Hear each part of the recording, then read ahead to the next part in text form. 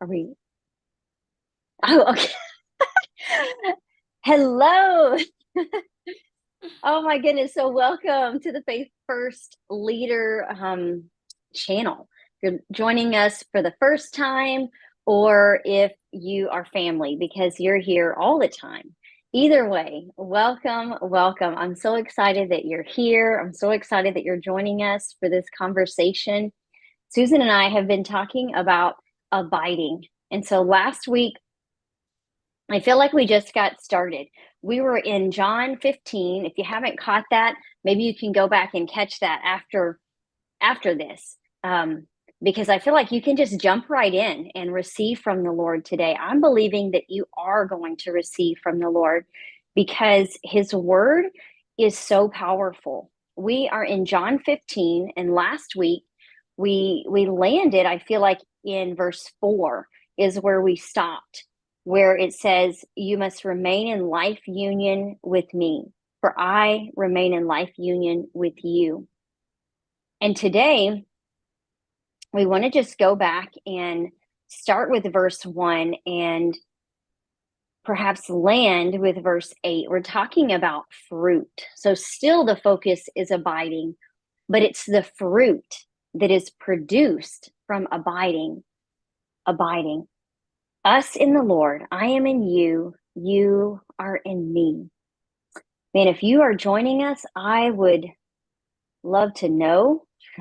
Tell us in the comments. I love that. I'm seeing juicy fruit. That is so, that's so good. The juicy fruit comes from abiding. So I say, welcome. If you're joining us, let us know that you're joining us. I would love to know your thoughts on abiding. What does it look like to abide? I feel like what we're doing here is really we're digging into the word and sharing what we believe it looks like to abide. What does it look like? What does it feel like? What is the Lord saying here when he's talking about life union? We don't have all the answers. We don't have it figured out. I was just telling Susan that there's some things that I'm not even sure that I understand how to articulate, but I understand the feeling and I can explain what I think that looks like for me. so this is just an open table, and I just say join us. Join us for the conversation.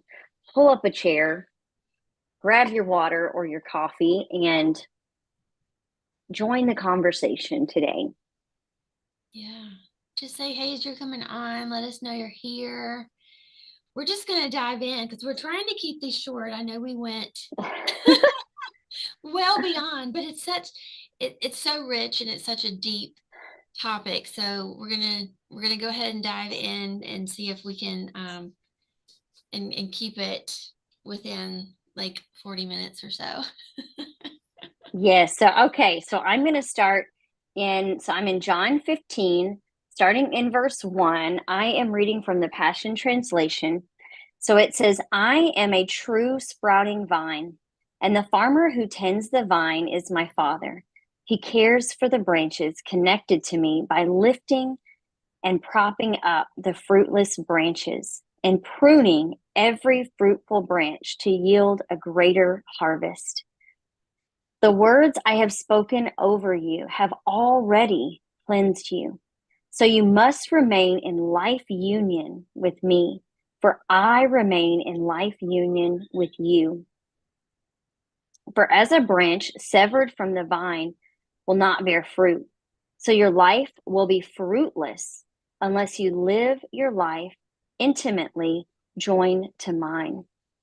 I am the sprouting vine, and you're my branches. As you live in union with me as your source, fruitfulness will stream from within you. But when you live separated from me, you are powerless.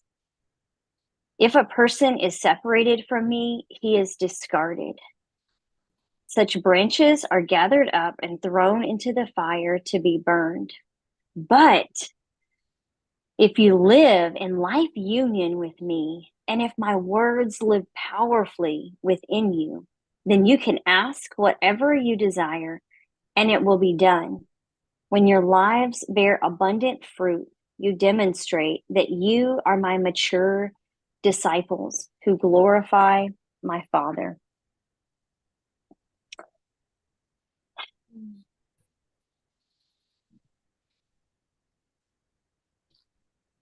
There's so much. Yes. Yes. I There's so just keep much. going back though to the where it says, as you live in union with me as your source, Hmm. fruitfulness will stream from within you. I Which I verse? can't that I'm sorry, that is verse maybe you can read it in another translation. That is in that's part of verse 5. Okay. Yeah. Yeah, so I have the Amplified, and verse 5 says, I am the vine, you are the branches. Whoever lives in me and I in him bears much abundant fruit. However, apart from me, cut off from vital union with me, you can do nothing. Mm.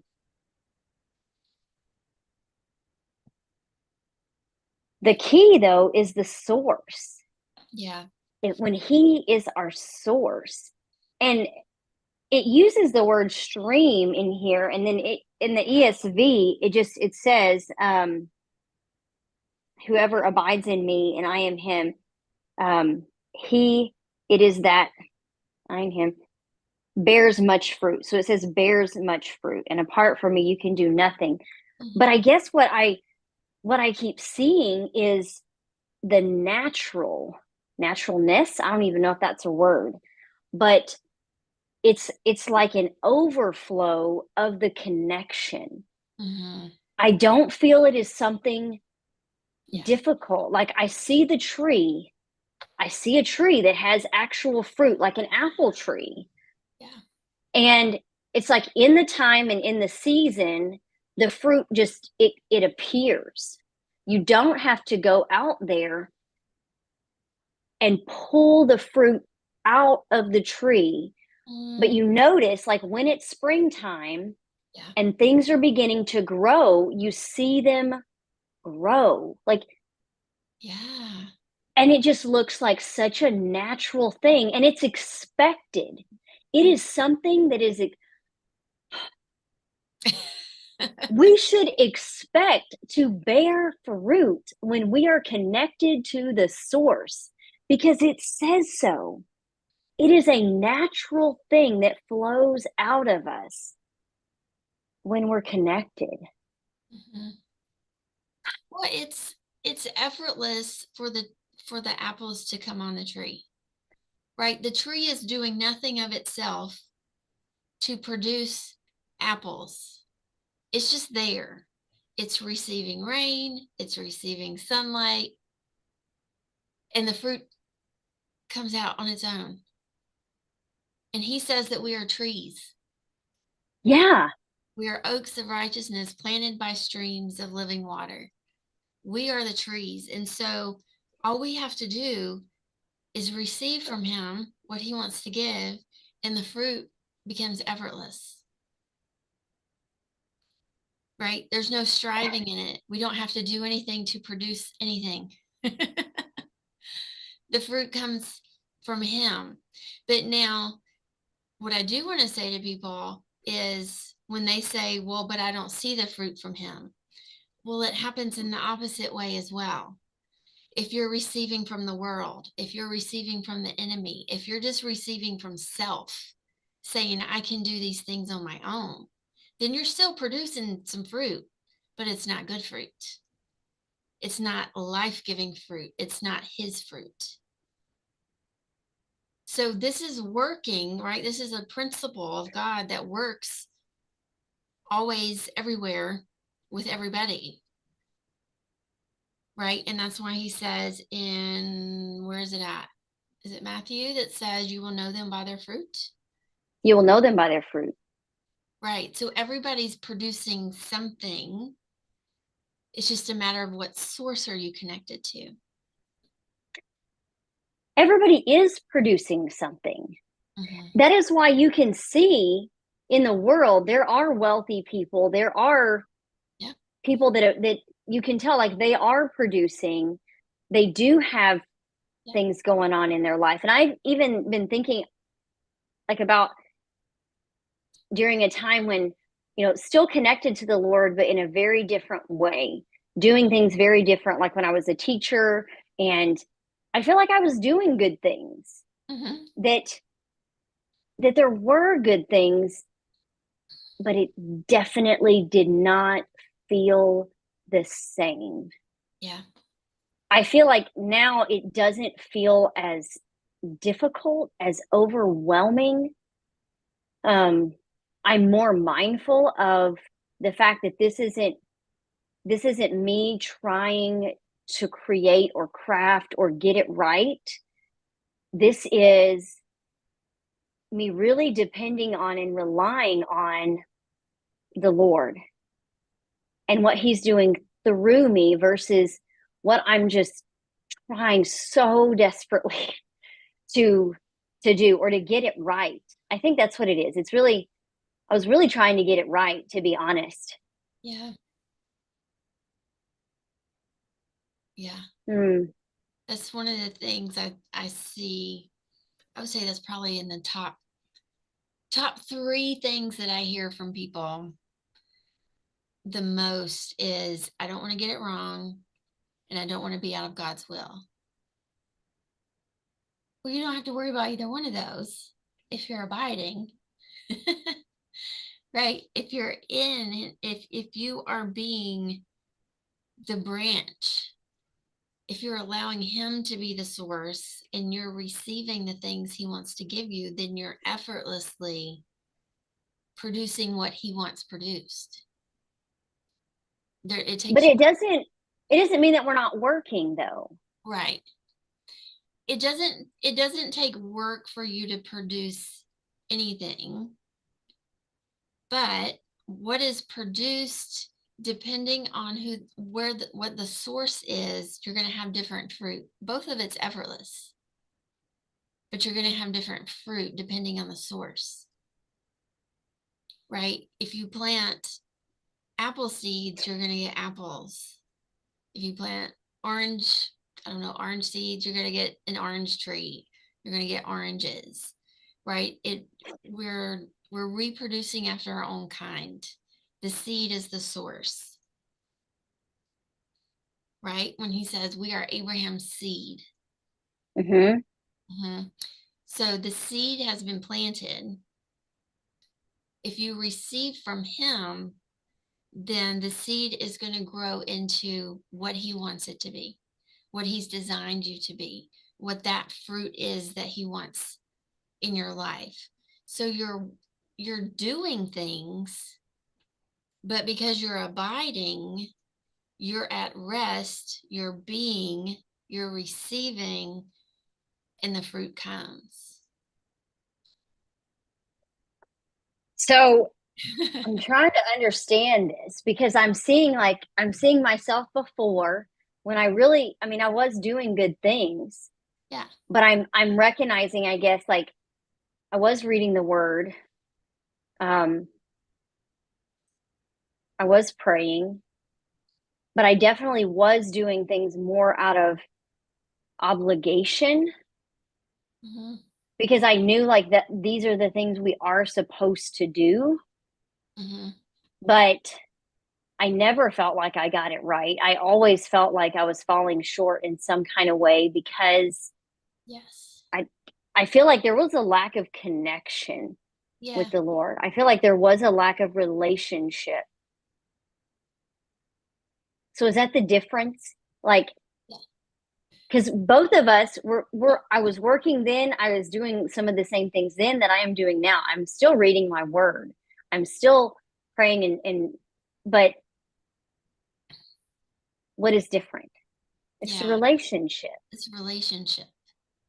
It's your heart motive, why you're doing the things, Mm, right? If you say I'm doing it for him, and I'm striving to do these things. I'm exerting effort to check things off a list. I'm doing it out of obligation. Then that's the seed of the tree of knowledge of good and evil. So it's one fruit, but it contains both good and evil. It still brings death. Even though you're doing good things, it has Mm, evil in it because it's from the seed of the wrong tree, right? The source is not God. But when you have relationship and you're connected and you're abiding, that's from that the fruit that gets produced from abiding is from the tree of life. mm, And so the things you're doing are bringing life to the earth. Whereas the things you're doing in strife are still bringing death, even if they're good things. wow. It's heavy. Wow. It it is. It is very heavy. But that's why you see all these Christians that are still depressed. They're doing all the right things, right? Or you see churches that go up and then don't grow. Well, did God actually tell you to do that? Or are you doing it because you Mm, think it's a good thing to do because it's the right thing to do or the good thing to do. or what you're supposed to do? Right. And so you Wow. have all these people who are saying, I'm a Christian and I love God and I'm doing all these things for God. And they're still not happy and they still have anxiety and they're still stressed out because they're trying to do all the things in their own strength. The abiding, the difference is the for and the with. Yeah. Abiding is with, Hmm. the other is the doing it for. It's the shoulds, the supposed tos, the obligations, this is what religion says you're supposed to do. If Wow. you're supposed to read your Bible, you're supposed to pray, you're supposed to, evangelize people, you're supposed to, all the supposed tos that Mm, look like really good things, right? I think about it, Jesus' day, right? The Pharisees would tell you that's all the things you're supposed to be doing. mm, And then here comes Jesus and says, those are good things, but you don't have to do any of that. But once you have relationship with him, you want to do those things. wow. And so when you have that awareness of I'm in union, then you start doing things from the place of I don't have to, I want to. Because I Yeah. love him so much, how can I not tell people? How can I not share this with other people? Wow. And it's no longer a checklist. And I feel like there's so much that flows, like it talks about, that, that flows out naturally versus I'm really trying so hard to figure this out, to get it right, to am I in the Lord's will? Have I stepped out? This, Right. like, trying to trying to find the, I guess, the path, right? Like, did I step out of the Lord's will, or questioning, like, I just feel like there's so much that has come out naturally, like the joy of being with the Lord versus reading the word because I know it's the right thing to do. Yeah. And I think that's what they're talking about the fruit. You will bear much fruit. The fruitfulness will stream from within you. Um, when your lives bear abundant fruit, you demonstrate that you are my mature disciples. I Mm, think that's what they're saying. yeah. Let's see. I was looking at it in the mirror to see if it sounded any different. Um, so verse 5 says, I am the vine, you are the branches. It is the one who understands this mutual union that naturally bears much fruit, which is impossible to happen apart from me. Every area of human life that does not continue to be entwined in this place of seamlessness in me was already cast forth, where it has withered away and is gathered to be burned as firewood. My words find voice in you, with your abiding in me and my words abiding in you. A conversation is inspired where you will request that which arises in your desire from our union, and it shall come to pass for you. These union inspired desires bear the very fruit that endorses the Father's glory. This is where true discipleship is born.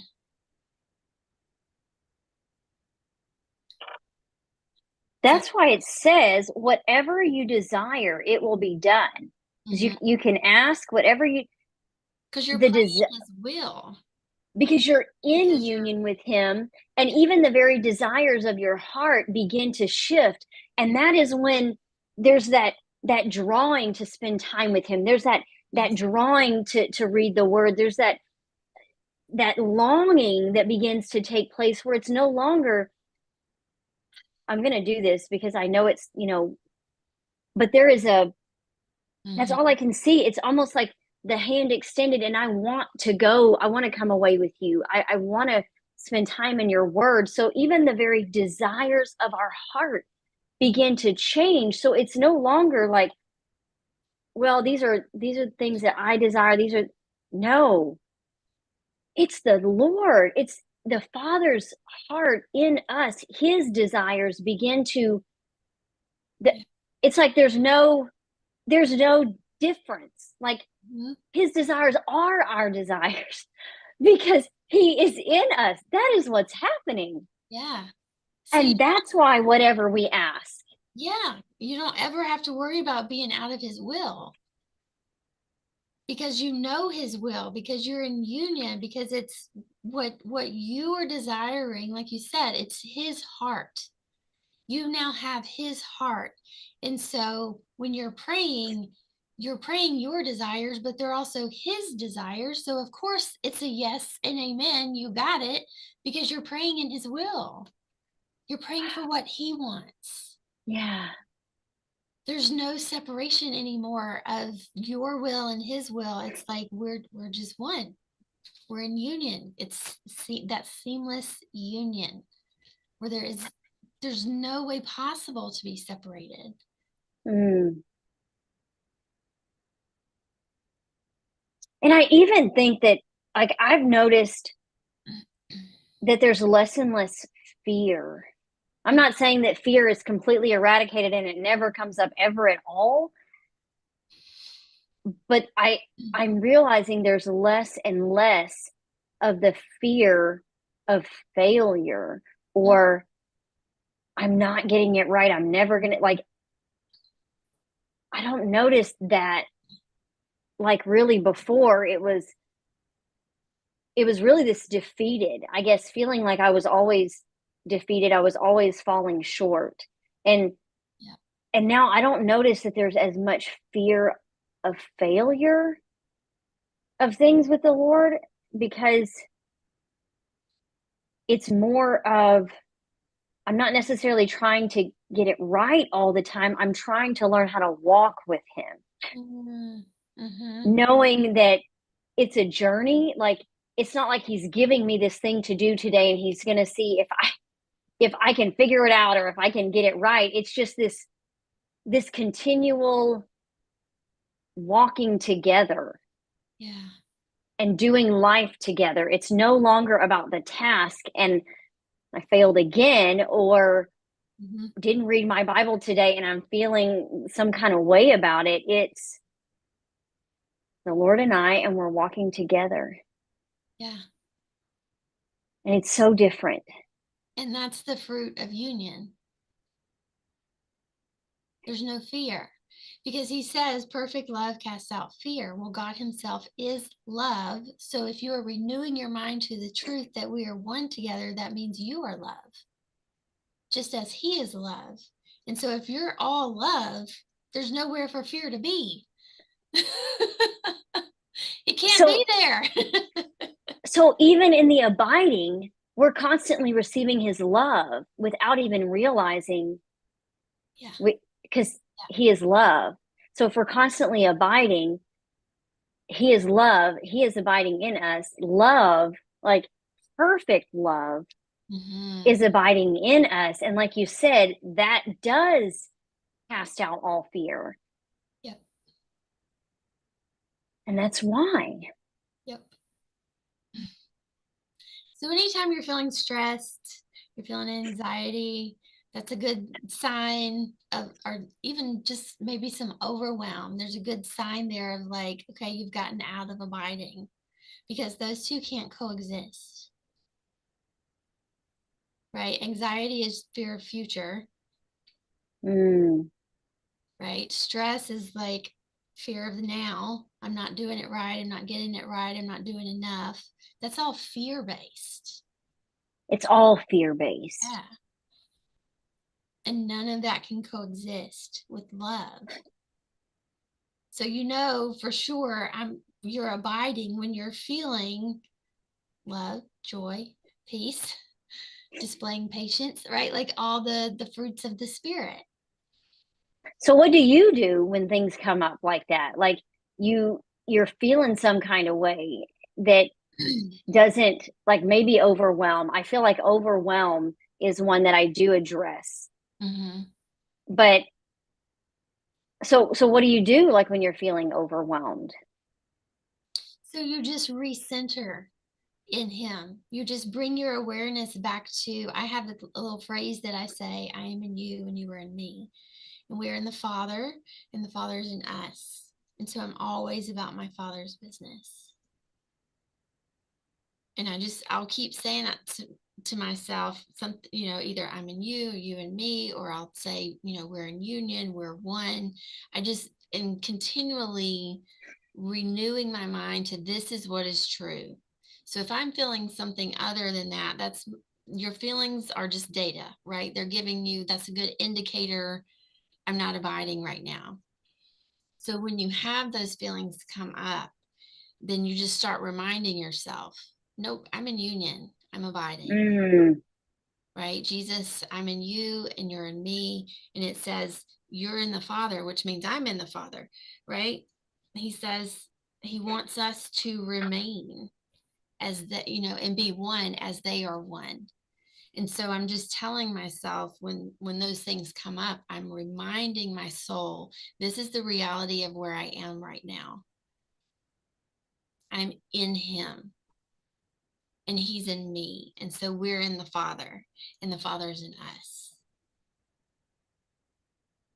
So anytime there's fear, because I'm even just thinking about fears that come up related to like stepping outside of my comfort, Mm-hmm. and the Lord asking me to do things that are really uncomfortable, and I can feel Yep. physical things in my body that start to happen, Mm-hmm. that and I think what that is, and I think that's fear.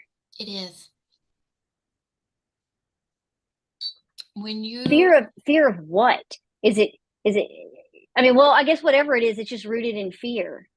it's rooted in fear. It could be different fears. If it's in that example, like getting out of your comfort zone, it could be, is that doing something with other people? Usually, right? So there could be fear of judgment, fear of failure, fear of like that whole thing of like, what are they going to think about me? That's fear of judgment, right? You don't want to be judged. You don't want them to judge you poorly. You don't want them to say, I don't like what she shared, or I don't like her, or I didn't, whatever, I didn't agree with what she said. Like that's all fear of people. Mm. Fear of being judged by other people, fear of failing in front of other people, fear of being embarrassed. Well, why would you be embarrassed? because there's fear of judgment. Right? It's not embarrassing if you're not worried what they think. That's true. Wow. Right? So in that moment, I need to remind myself Yes. Who you are and where you of, are. because in him, he is in me, I am in him, and perfect love casts out all fear. Yeah. Fear of anything and everything. Mm-hmm. Yeah. So Mm. yeah, I think the majority of people have no idea how much they operate out of fear on a daily basis because we've normalized it so much. Right? I mean, even like imposter syndrome is this phrase that you hear everywhere now. Well, that's fear. That's fear of not being good enough. Right? I don't feel adequate to do this. That's what imposter syndrome is. It's based in fear. Mm. And we've created there's a whole industry around it. Or even like being someone who says, I am cautious. Interesting. I am just a cautious person. Uh-huh.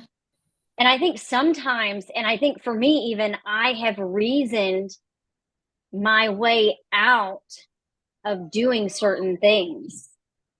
I have excused myself in a way by way of these reasons that seem acceptable.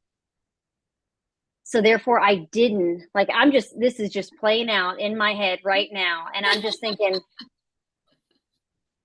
I think I have done this. And sometimes, wow, will reason myself and not do something that the Lord is speaking to me and saying, I need to do this. Oh my goodness. And that's not good. Yeah. Like, that's fear. Mm-hmm. It is. So that's a fruit, right? Here's a It's fruit. okay. She's okay. She's okay. Come here. It's okay. So just look Wow. at the going back to what we were saying about the fruit. When you look at what was the fruit of you in fear, not going through with what making excuses, using your reasoning, right? Tree of knowledge, logic and reasoning. And I'm not saying those things are bad, right? Like in and of themselves, not bad things, but that can't be our source. No. Because then I feel like we're never going to fully, I'm not saying we're not ever going to step into the things that, but not fully, Right. not in full, like I'm thinking of like freedom, where complete unabandoned, I don't care what other people think, unashamed, undignified, walking in the fullness of Christ in us is never going to come out. Yeah. Like, Christ is not going to be fully released in us. All of that is eradicated. That's what's coming up for me, because I've been asking the Lord for the fullness and just complete freedom. And what's coming up is, if you reason away certain things, then you're never going to fully step out and do what God is for me. Like, I don't know, this is for anybody else, but for me, but this is, man. But how many times do we do that? And I think, I'm thinking of other people just in circles that I'm in, like maybe even we use, I need to seek the Lord on this. Like, sometimes even using that as, I'm not going to do this thing because I'm just not sure. So when really, I think that's just delay. We're just delaying the thing that the Lord has already said to do. Maybe not in every situation, but right? Like, I think we're really good at, I need another confirmation, or yeah. Yes. I know I have used that. I have used that many times. Yes. Lord, can you just confirm it for me one more time? Yeah. Yeah. So, Even the phrase that people will say about do it afraid. I gotta pick on that one for a second, because no. God says no. You don't do it afraid, because when you're doing it out of fear, it's coming from the tree of knowledge. If you are operating in fear, you're not giving life to people, even if you're doing a good thing. Why would the Lord say, continue to do it afraid? And I don't really, that doesn't really. I don't, he's never said that, but everybody else says that, right? A lot of people say that. A lot of people say, I have said that. push through, do it anyway. There is an element of you can be abiding and something still feel difficult, and yes, you push through that and do the thing he's told you to do, right? Like Moses was like, I can't speak, I can't do that. Well, he did it anyway, but he didn't do it afraid, because God says Moses was his friend. So I know he wasn't doing it afraid. He was doing it from another place. He was operating from the Spirit. Even before Jesus came and said, you have my Spirit, right? We have so much more power in us than anybody Old Testament ever had. And look at the things that they did. And I still feel confident to say they weren't doing it afraid. They were doing it with God. With God.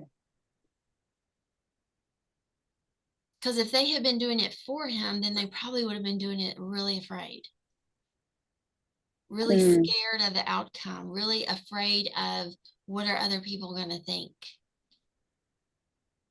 But when you do it with God, you can push through difficult things and not be afraid of the difficult things.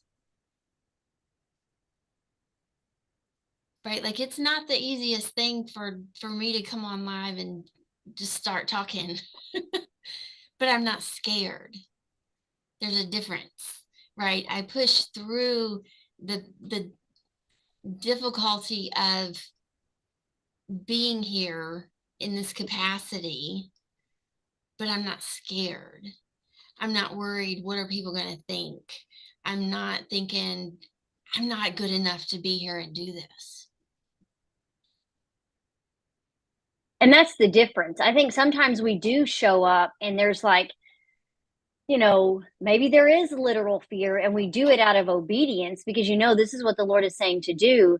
But is that the way we continue to operate and live our lives? Like everything we're doing, for the Lord that's uncomfortable, like we're constantly operating from a place of fear? Or at what point, like I believe there should be a point at which we're no longer doing that. Yeah.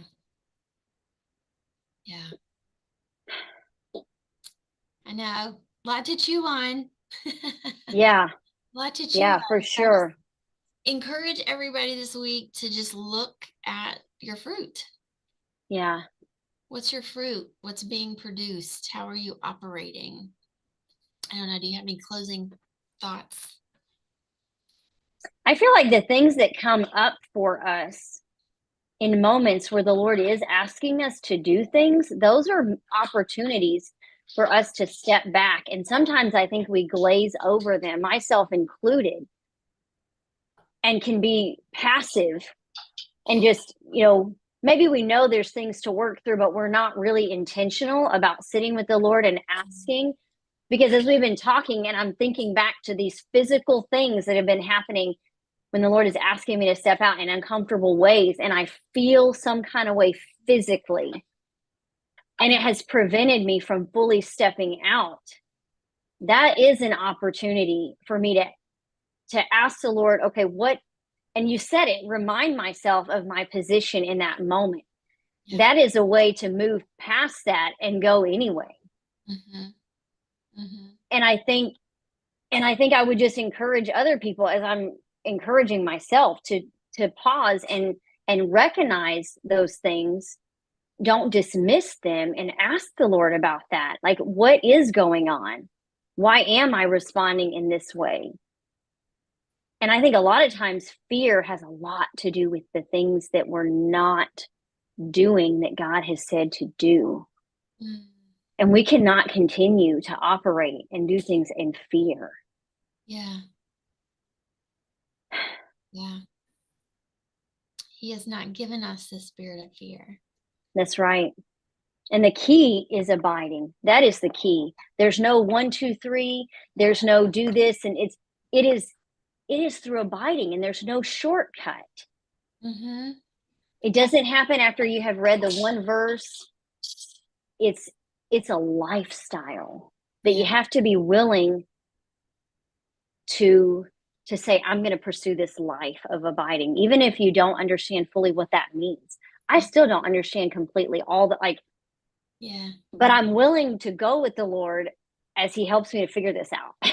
Yes. Yes. Amen. Mm. Yeah, And that's all he needs is someone who's willing. that's right. That's right. That's all you got to do. All you got to do, right? Is be willing. Be willing. That's right. He's inviting us. Yes. Yes. Well, thank you everybody for joining us today. Sabrina, thank you so much for being back with me. Um, I can't wait to Yes. keep going. I think we're going to continue this. Just Yes. I guess maybe official announcement so y'all know we're going to continue weekly, Sabrina and I talking about different topics. But I Yeah. think we may be here in John 15 for a little bit, unpacking Yes. all this. But we really just see it going to a place of, bringing up different topics that maybe aren't always addressed within the church. So y'all can let us know in the comments what are some of the things that you want to talk about that you feel like maybe I don't really have a place to talk about that. And we can talk about it here. So yeah, Yeah. This is a safe place to bring those things up. yes, yeah. So let us know the topics you want to address, and yeah, we'll be back with you next week. Also, just quickly want to mention the Academy is open for registrations, Faith First Leader Academy, and we go into great depth on abiding. That's one of the main Yes. topics we get into. So if you want to learn how to abide, what that looks like, how to do it, or you just have more questions about it, you can reach out. And the link will also be in the description of the video. If you're like, absolutely, I'm in, I'm ready to join, you can go click on that and join us. So until next Yes. time,